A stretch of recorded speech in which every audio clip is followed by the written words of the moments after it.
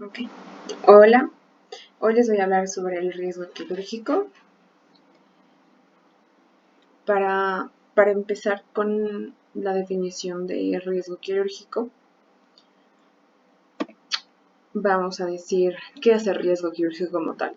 Bueno, el riesgo quirúrgico, como lo indica, es cualquier alteración del curso previsto tanto en la respuesta local o sistémica del paciente quirúrgico. Entonces, cada especialidad va a conllevar a sus propios desafíos como tal. Entonces, existen complicaciones derivadas de errores propios de los procesos de atención. En este sentido están los riesgos de intervención que corre el paciente en cirugías en, en urgencias, es 6 veces mayor que sean cirugías electivas. Entonces, las complicaciones posoperatorias que puede tener nuestro paciente van a constituir un importante indicador de calidad. Bueno, sigamos. Entonces, para ampliar un poquito más lo que es la definición de los riesgos quirúrgicos, vamos a hablar del error. ¿Okay? El error es cuando existe una falla en la acción del profesional, ya que es ejecutado de una forma defectuosa. Este también puede ser llamado el error técnico. Entonces, aplicando a un plan, o aplicando un plan equivocado para lograr el objetivo, que este sería el error de planteamiento. ¿Ok? Entonces, vamos a hablar sobre la diferencia fundamental entre complicación, que también puede ser llamada el efecto adverso, y error, que es en este último caso y error, que en este último caso la prevención se puede evitar con el conocimiento del profesional y la experiencia. Entonces, vamos a hablar sobre la clasificación de Schwartz. La clasificación de Schwartz es, él ordena a las complicaciones quirúrgicas en complicaciones intraoperatorias, posoperatorias inmediatas, mediatas y tardías, y complicaciones de origen médico, de origen quirúrgico propiamente dicho, y aquellas de origen mixto. Entonces, continuamos. Ya, la clasificación de complicaciones posoperatorias según el área afectada. Vamos a hablar primero de la herida. De la herida nos puede dar complicaciones como la dehiscencia, hematomas y seromas. Es algo muy amplio de riesgos que puede tener una herida, pero vamos a decir solamente unas cuantas. Y de la termorregulación. De la termorregulación existen riesgos como hipotermia, fiebre e hipertemia maligna. En riesgos respiratorios tendremos a la atelectasia, neumonías y síndrome de aspiración. En las cardíacas vamos a tener hipertensión posoperatoria, isquemia e infarto, paro operatorio, shock cardiogénico y arritmias. Entonces, en los riesgos renales vamos a tener a retención de vías urinarias, insuficiencia renal aguda. En riesgos metabólicos vamos a tener insuficiencia suprarrenal, hipotiroidismo. En riesgos metabólicos vamos a tener obstrucciones, síndrome compartimental, hemorragias gastrointestinales. En riesgos hepatobiliares vamos a tener lesión de vías biliares, insuficiencia hepática aguda, Y en riesgos neuropsiquiatras vamos a tener a demencia, psicosis y trastorno compulsivo. Okay. Continuando,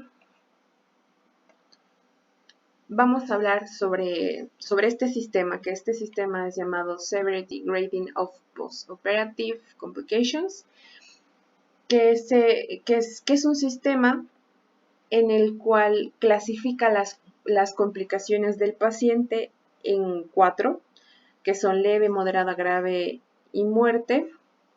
En complicaciones leves serán complicaciones dadas por, requiere mínimas medidas, como ser, un ejemplo, el uso de sonda nasogástrica, vía periférica, sonda urinaria, fisioterapia y medicamentos como antipiréticos, analgésicos, electrolitos y demás. Son las mínimas medidas que necesita el paciente, por eso es llamada leve. En moderado va a ser una complicación que requiere un tratamiento farmacológico. Aquí vamos a incluir a los antibióticos, transfusiones y nutrición parenteral.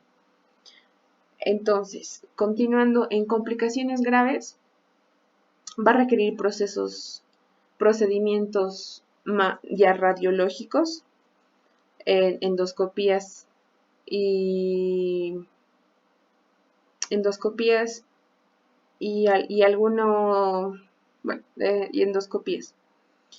En complicaciones de muerte ya es cuando el paciente ya fallece en el postoperatorio. Y bueno, también podemos clasificar asimismo como eventos negativos. Los eventos negativos se clasifican en 3 tipos de eventos: en complicaciones, secuela y fracaso. La complicación va a ser el sufrimiento directo hacia el paciente. Un ejemplo va a ser el dolor, o indirectamente como someter al paciente a intervenciones adicionales. En secuelas vamos a tener como el efecto secundario del procedimiento. Por ejemplo, podemos causarle al paciente diabetes después de una resección de pancreatitis, el rechazo después del trasplante que se le puede hacer al paciente, y disnea tras una los efectos del procedimiento, pero como por ejemplo no haber podido eliminar todos los cálculos del conducto biliar en la exploración del conducto y demás. Ok, entonces vamos a ir con la clasificación de las complicaciones quirúrgicas según Clavien y Rindo. Estas se van a dividir en 5 grados. Entonces, como aquí indica, el primer grado va a ser cualquier desviación del curso postoperatorio normal que no requiera tratamiento farmacológico, endoscópico, quirúrgico o de radiología intervencionista. Se permite la aplicación de tratamientos farmacológicos como antimiméticos, antipiréticos, analgésicos, soluciones electrolíticas y fisioterapia, como ya hemos hablado hace un momento. Y el grado 2 se requiere de tratamiento farmacológico con medicamentos a los anteriores. Incluye transfusión de derivados y nutrición parenteral total. En el grado 3 ya requiere una intervención quirúrgica, endoscópica o radiológica sin anestesia general. Con anestesia general. Bueno, puede variar. Entonces, en el grado 4, la clasificación nos indica que ya es una complicación que amenaza la vida de nuestro paciente y que ya va a requerir tratamientos en unidades de cuidados intermedios o intensivos. Como por ejemplo, ya el paciente puede hacer una utilización de diálisis. Y en grado 5 ya es cuando ya muere el paciente. Entonces, sigamos. La valoración ASA o la clasificación ASA. Bueno, esta clasificación se va a clasificar en 5, ASA 1, ASA 2, 3, 4 y 5. Esto el ASA 1 nos indica que el paciente no tiene ninguna enfermedad, ya que es un paciente sano. El ASA 2 nos indica que el paciente tiene enfermedades, pero estas enfermedades no van a dañar la vida rutinaria de nuestro paciente. Okay. En el ASA 3 ya es un paciente con múltiples patologías. Es un paciente con múltiples patologías crónicas o también enfermedades mal controladas que tenga nuestro paciente. Puede ser, aquí entrarían pacientes que usan marcapaso, pacientes alcohólicos, pacientes que sean fumadores activos crónicos. En el ASA 5 ya son pacientes que ya corren un peligro en la cirugía, es decir, pacientes que ya no hay mucha posibilidad de que puedan vivir y son pacientes que ya tienen un peligro inminente. Entonces, sería eso. Y el ASA 6 ya son pacientes que tienen muerte cerebral. En la tabla, esta tabla que está añadida es una tabla actual y la clasificación ASA la saca de un artículo. Pero en la ASA 6 sería pacientes que entran a cirugía pero ya con muerte cerebral. Entonces, vamos a hablar un poco de lo que son los expedientes clínicos de nuestro paciente. Ok. Hablamos sobre el consentimiento informado quirúrgico y anestésico.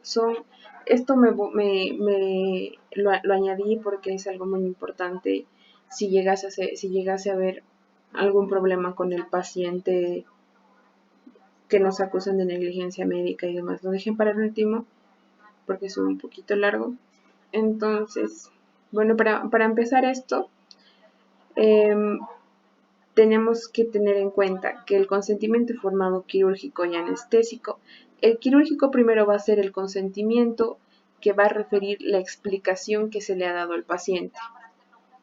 Pero cuando el paciente ya se le haya informado, vamos a poner eso escrito y con la firma de nuestro paciente. El consentimiento anestésico significa que después de una explicación amplia del anestesiólogo, con los demás colegas decide qué tipo de anestesia se va a usar en el paciente. ¿Okay? Y en la programación de la cirugía del quirófano, pues este documento lo que va a tener va a ser información del paciente como el nombre, la edad, el sexo y la fecha en la que se va a programar la cirugía, el nombre del procedimiento quirúrgico, el número de sala, el nombre del cirujano, la fecha y la hora. Tenemos que tener muy en cuenta que todos estos documentos estén bien hechos para poderlos, para evitar algún error.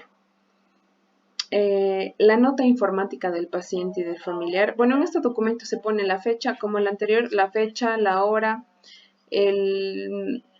dentro del expediente clínico, tratar de calmar a nuestro paciente emocionalmente, porque obviamente no todos los pacientes están emocionalmente aptos para antes de realizar una cirugía. Entonces nosotros tenemos que hablar con él, intentar que se calmen, hablar con la familia y demás. Y concluyendo, pues quiero agregar que la responsabilidad de todo lo que es la cirugía no solamente va con el cirujano, también la tienen desde administración, enfermeras y demás. Entonces, esa sería toda mi explicación. Gracias por ver el video y espero que sirva de ayuda.